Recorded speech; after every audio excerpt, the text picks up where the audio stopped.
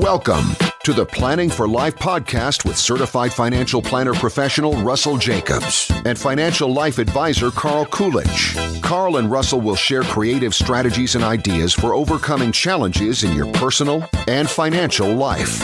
Inevitably, life happens, and we will empower you to reach your destination. Thanks for joining us. Now, on to the show. Hello and welcome to another podcast with Carl Coolidge. You know, Carl and Russell have been in business in Georgia and in the surrounding areas for a really long time. And what we wanted to do today was to highlight some of the things that they know about that they can help other business owners, whether it's a small, mid-sized, or even a larger business, you know, in the southern Georgia area.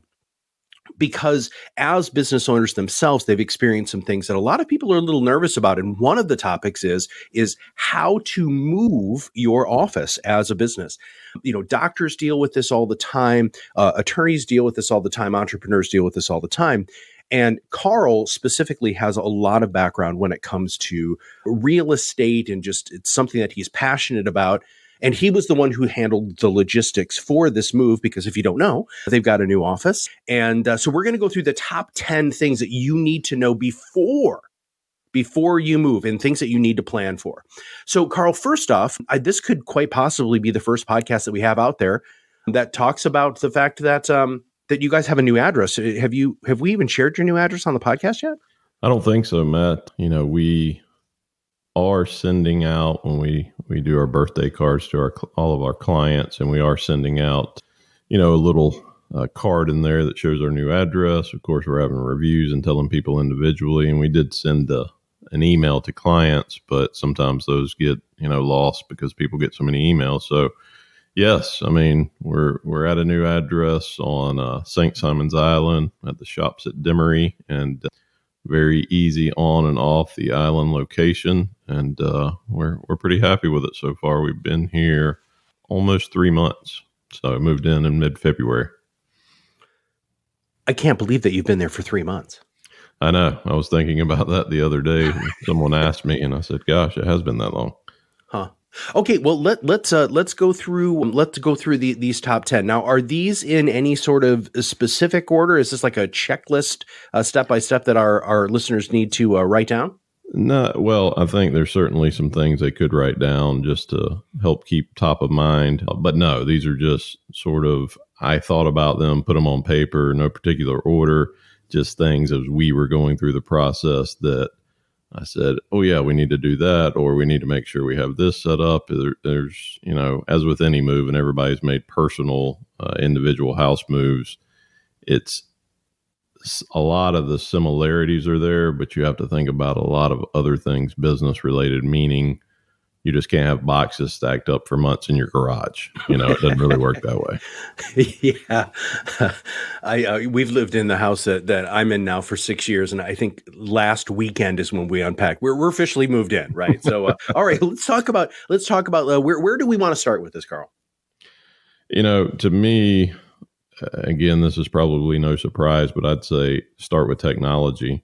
And what I mean by technology is, as you know, if you have a computer, laptop, tablet, etc., and a cell phone, you can do a lot of businesses these days. And so to me, one key you need to make sure when you move is that definitely the day you move, that you are moving all of that technology and that you have it set up that day with your IT, company, person, whomever, and let them do a lot of coordination for that, because typically that's out of our comfort zone as business owners. We're focused on what we do.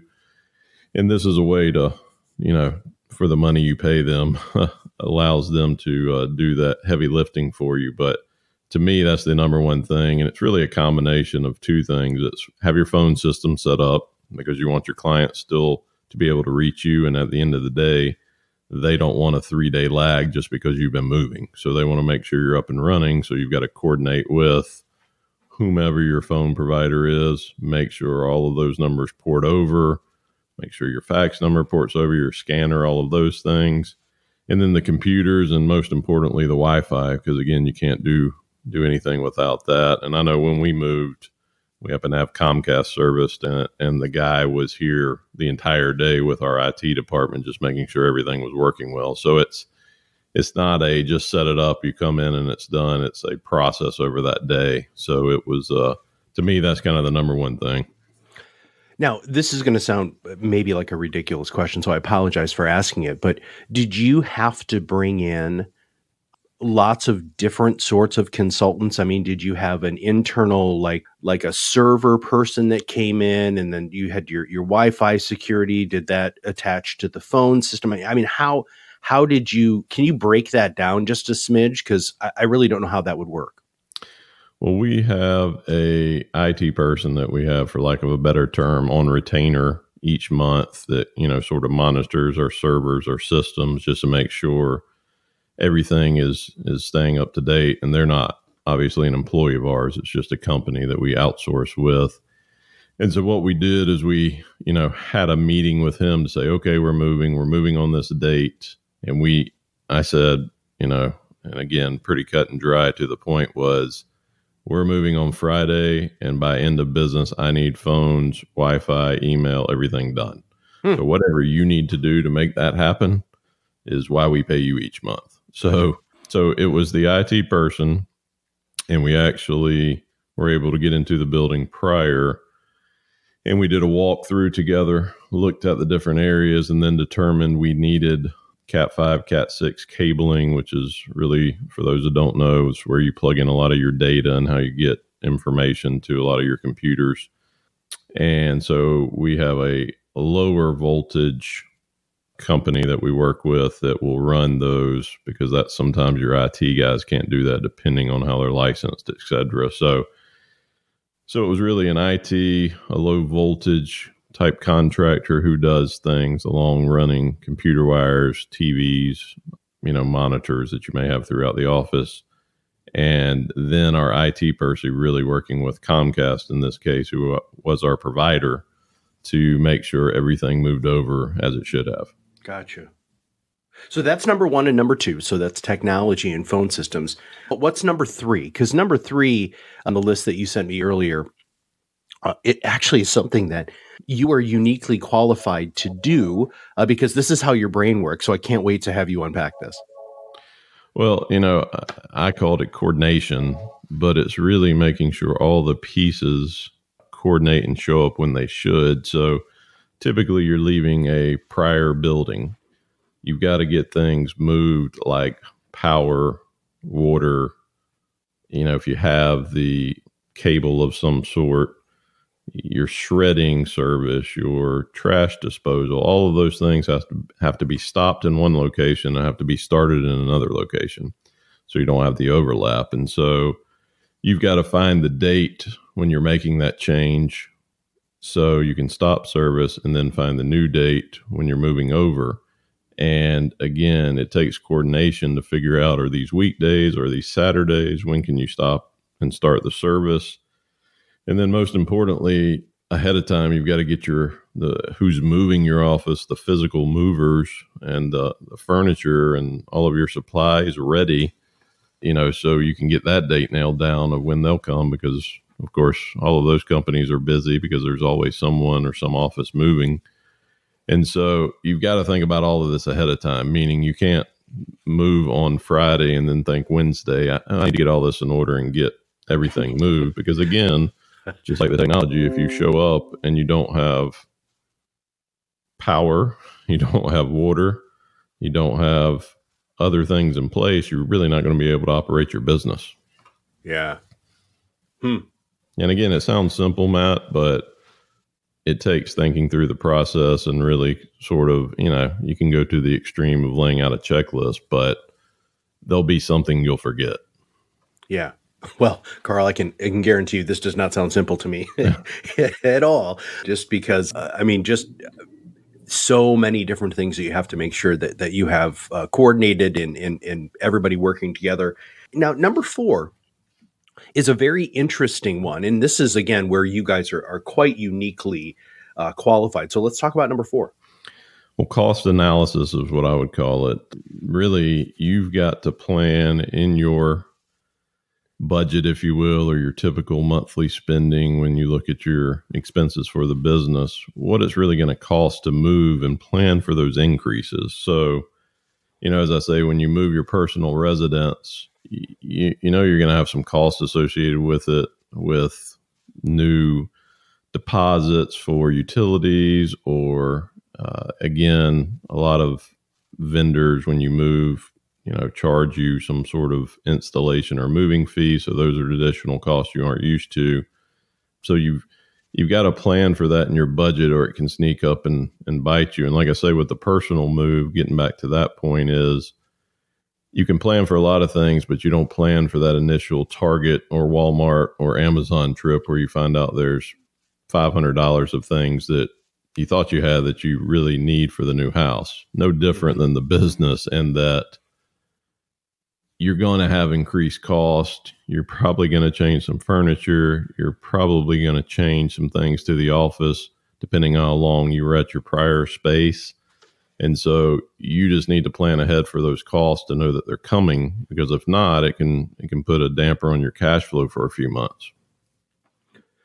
Well, and we're going to talk a little bit about the idea of this is an opportunity to kind of refresh your spaces and upgrade.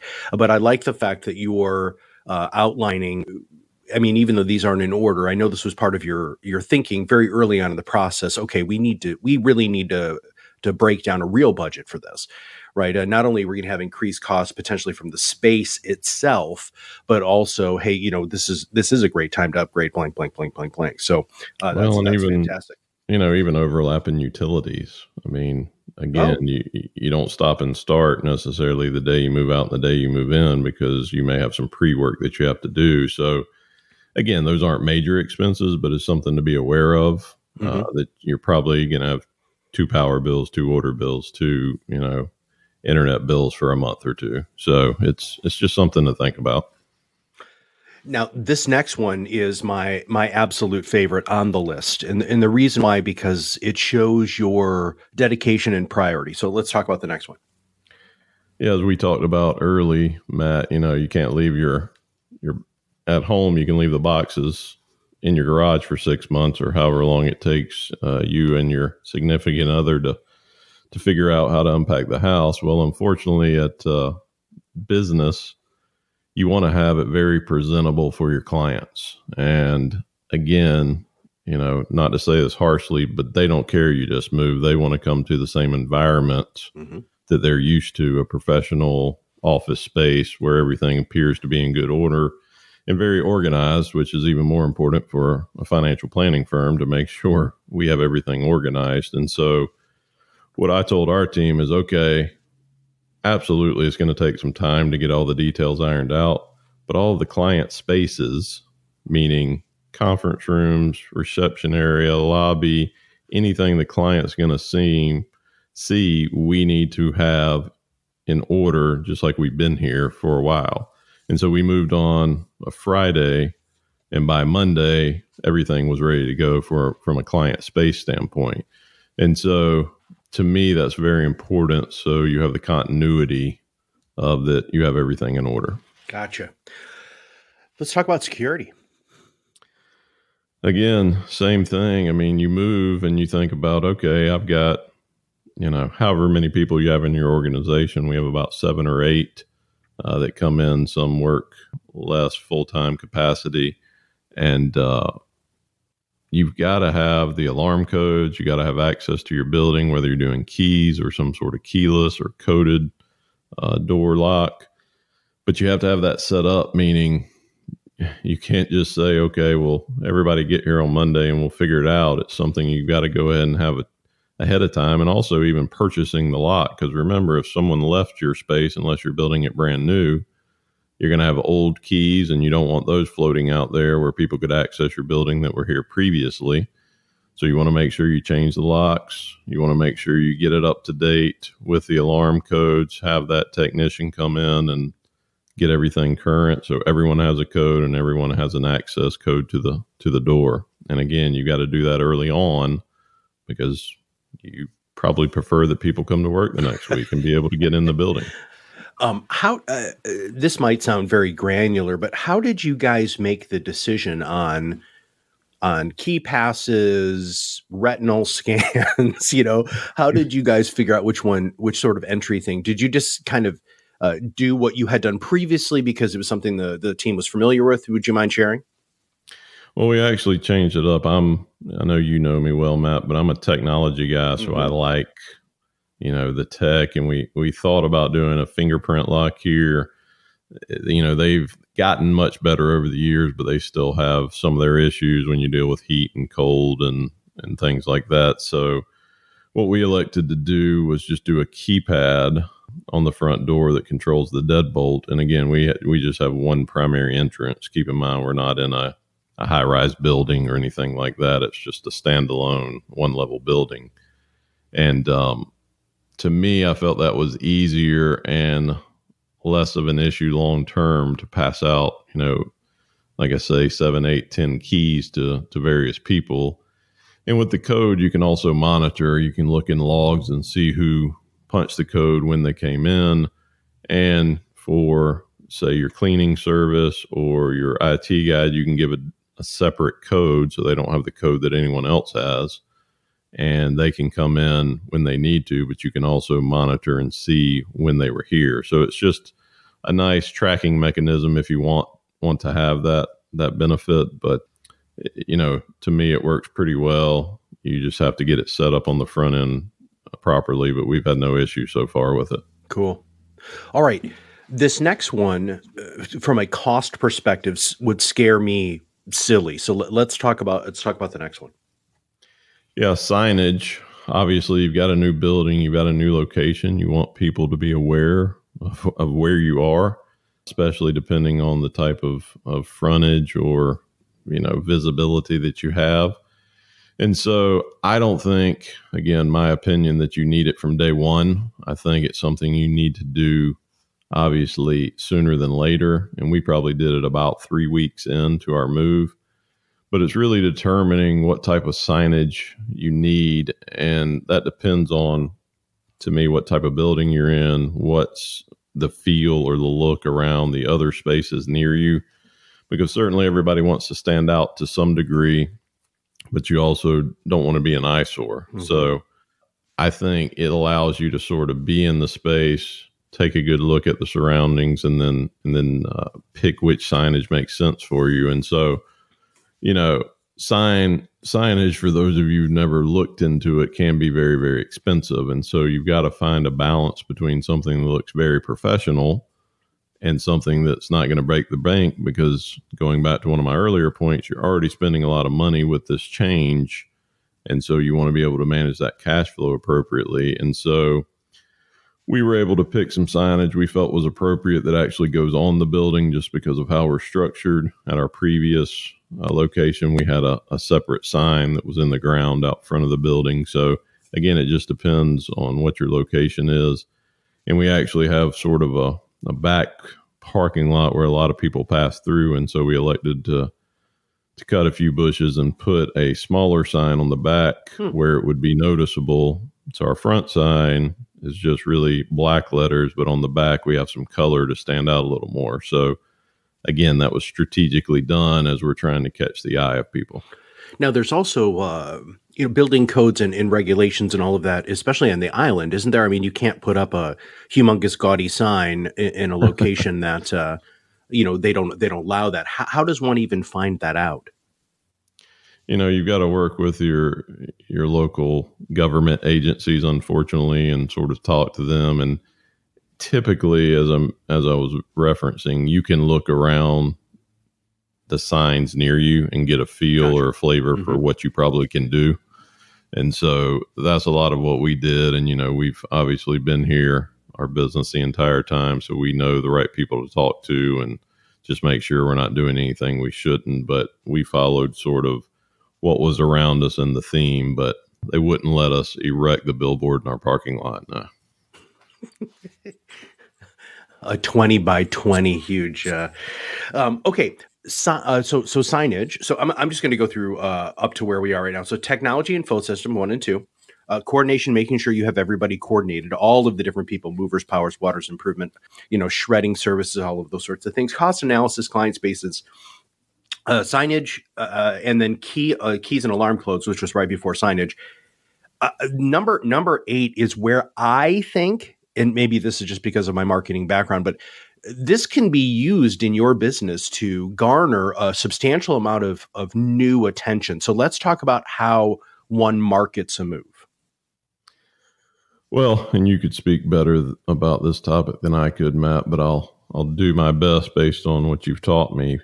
You obviously want to utilize social media. I mean, that's what everybody's doing these days, and it's the least expensive, broadest way to get your message out to individuals. And also email you can couple with that, because we have older clients that obviously aren't on Facebook, Instagram, LinkedIn, Twitter, etc. And so we also did it via email. And we just made a push to say, hey, we're moving. Here's what our new address is. We look forward to seeing you. Again, just to make them understand that we're moving, but nothing has really changed with our business. And we love for you to stop by the new location and check it out. But I think they have to understand this is a positive thing in our business. So what's a little different about ours is that we actually went to a smaller building, which some people would think of as a negative, because they assume, well, if you're going smaller, you must not be growing. But what we found is with our new space, we have a much more efficient setup. It's certainly a much better location from a visibility standpoint, and I think ease of access for the majority of our clients. And so, we've looked at it as a positive. And, for us personally, and again, as you say, I have a passion for real estate. I'm thinking of the long-term situation, which this will be an attractive building when we're done in however many years to sell or to rent, or, just have options, where I didn't feel that strongly about our prior building, even though it was a very, very nice space. So I think just getting the word out and really promoting it is key. And it also allows you to touch those clients again. So they're, aware that you're around, you're very established, and you're making moves to, again, continue to service or serve your clients in the best way you know how. Did you have an open house? I was going to mention that. Thank you. We have not yet, and we've been kind of torn and talked about that. I feel like it could be a positive, and probably something I ought to talk to you about, Matt. But sometimes it's hard to get people to come to that. Everyone has schedules. Sure. Everyone has things going on, and we've talked about it. But then we've also thought, all of our clients will come through here, certainly sooner than later as we meet with them. And so we've just been kind of torn on that, and I can't personally decide how impactful that would be or not. So I know a lot of people do, or they'll have a chamber ribbon cutting or things like that. So we may explore some of those options. But quite frankly, we've been enthralled with the move, even though it has been 3 months, and just, trying to get everything back in line. And as I said, now I can refocus on actually working than preparing for the move. Right. And that was time consuming. I mean, I remember, having conversations with you, and you're like, okay, dude, look, we're knee deep in all of this stuff. And having you break all of these down on the podcast really does put some perspective on the level of planning and detail and focus to make sure that this happens very smoothly, because again, it's not just for your team to feel comfortable, but it's also to have uninterrupted service with your clients. I mean, you guys have a very substantial client base. You're in a physically new location, which is probably way more convenient. As you had said before, it's right off the one of the major roads there, which is super easy for everybody to get to. And on top of that, who doesn't like to go to the island, right? Yeah, for the most part. I mean, traffic can be a bit of a challenge, and I know you laugh at our traffic because you're in a much more populated area than we are, but that is a big deal around here. And so this is just an easy way to access on and off the causeway, Sure. which was important for us. Well, so traffic is entirely relative. So, correct. Okay, Correct. We've got two more, and I want to actually jump to, I want to do your number 9 last, because I think that's a great way to end. So let's talk about refresh and upgrade. How much stuff did you guys, did you have to buy a bunch of new desks because the physical space was different? How did you make those decisions? Did you take this time to upgrade anything else? Help us with that. We definitely did. We wanted to find the balance because I say, unfortunately our budget is not endless, and you want to balance cash flow with also, really refreshing, as you said, and upgrading your new space. So from a desk standpoint, we didn't really have to purchase anything new. We did sit down, Ashley and I, in my office, and really laid out, okay, what is the size of each office? What is the size of each desk? Do we have to switch up and change some? We put a nicer desk in a more visible area than before, but of course, a lot of our clients don't come into our offices. So it's not to say we have bad furniture desk, but it wasn't as crucial as, say, the client spaces. So, fortunately, I had a nice conference table and chairs, so we didn't have to change that, but we did change kind of a buffet. We upgraded the television. We upgraded some of the technology in there. We changed some light fixtures in those client spaces up front. Pretty much the reception area is all new furniture. Again, just to give a little fresher, more modern look. And before we were in our space, which we built, but for 12 years. And so over that time, things get dated. Mm-hmm. And also when we moved in, we, freshened up the paint, did new flooring. We did a lot of things just to get that feel, which is, to me, great for team morale, and everybody's excited about a new space, but also clients come in and we wanted to make it warm. We hired a designer who happens to be a client, and had her really help us with the process because that's obviously out of our comfort zone. And so, but that was all the planning, and that's where those costs come in, because you're going to make some changes, but the only thing I can tell you for certainty is everything costs more than you think it will. As in life, my friend. Yes. All right. Well, you touched on it just a smidge, which is our final one today, which is making sure that you take the time to clean. But before we get to talk about the new space, and this just shows my level of ignorance on this, which I apologize for. What did you have to do with the old space? Did you have to go, after you moved, did you have to go back in and get everything cleaned and touch up the paint and patch holes? And what did you have to do with your old space because you owned the building? And then what did you need to do in the new space? Well, good point. There's a lot of preparation, which I didn't talk about, on planning for the move. So as I say, unless, again, you want to spend a lot of money with your movers, you've got to get everything packed up, meaning they're there for the heavy lifting, the larger pieces, but they're not there to move the paper clips off your desk. So a lot of preparation goes into that side of it to get prepared for the move. But when you move out, there's always a few things left. So you've got to have your team, got to have people that are willing to go back and pick up those final pieces. We have obviously a cleaning service. We have them come in after we move out and clean, because again, you unearth a lot of things that you didn't think were there, but are there now. And yeah, you prep any obvious issues that are there for the new tenant, but it also sort of depends on what your agreement says in your contract. And again, we knew they were going to make some changes to the building from a paint standpoint, so they weren't as hung up on patch every hole where you had a picture. But we wanted to leave it, in a nice format, which we did. And so I think that was a big key to you've got to spend the time to make that look presentable, because you would expect the same if you were moving somewhere else, even if you were going to make changes. And so, as I referenced in the prior point, when we came to the new building, we did paint, we did flooring.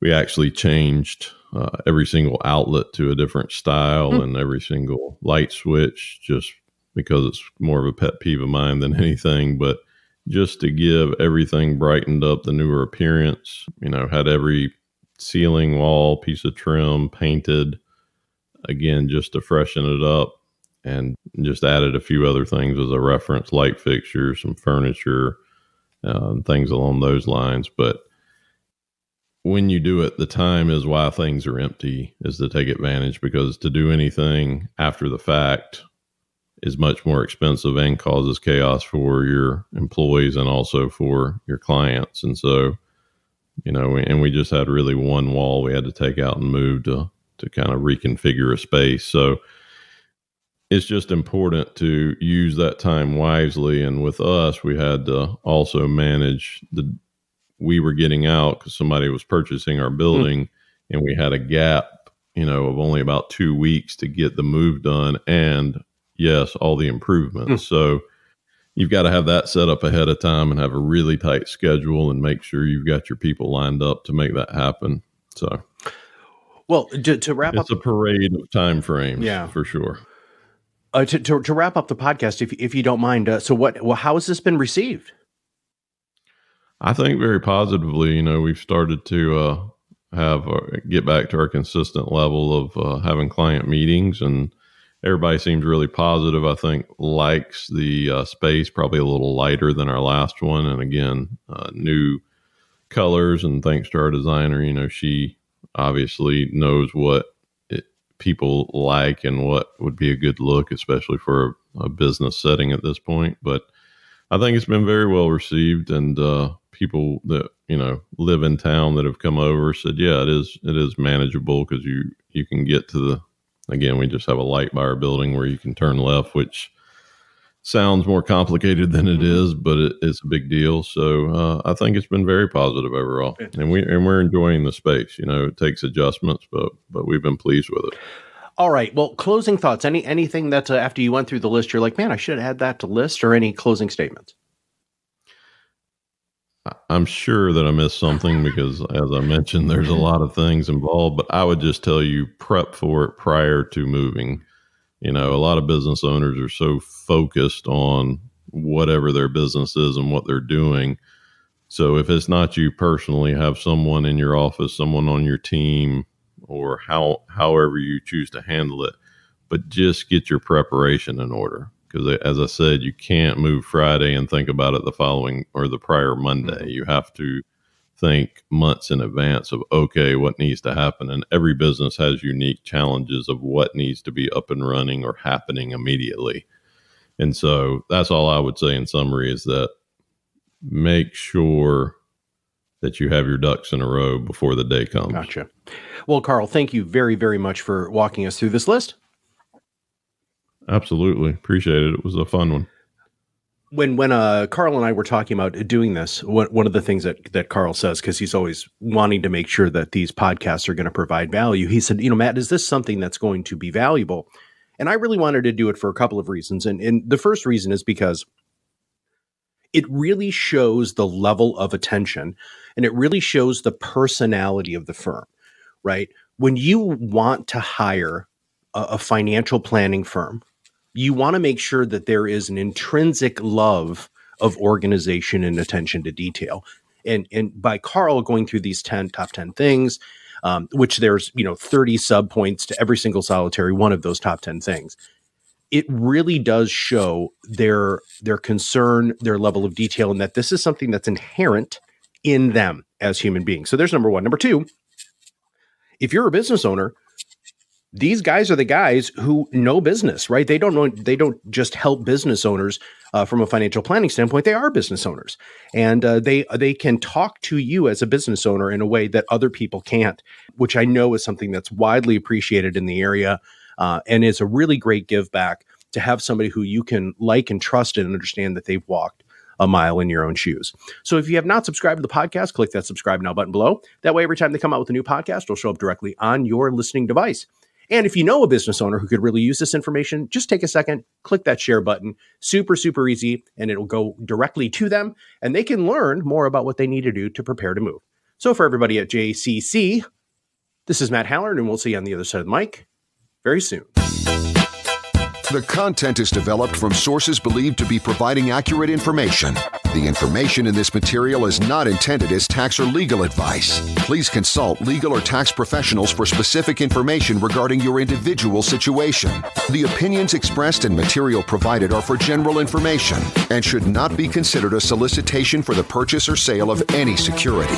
Russell C. Jacobs III, Carl B. Coolidge, James Jacobs, and William Schwartz are registered representatives of and offer securities, investment advisory, and financial planning services through MML Investor Services, LLC, member SIPC, Supervisory Office, Jacksonville, Florida. Jacobs, Coolidge & Company, LLC is not a subsidiary or affiliate of MML Investor Services, LLC, or its affiliated companies.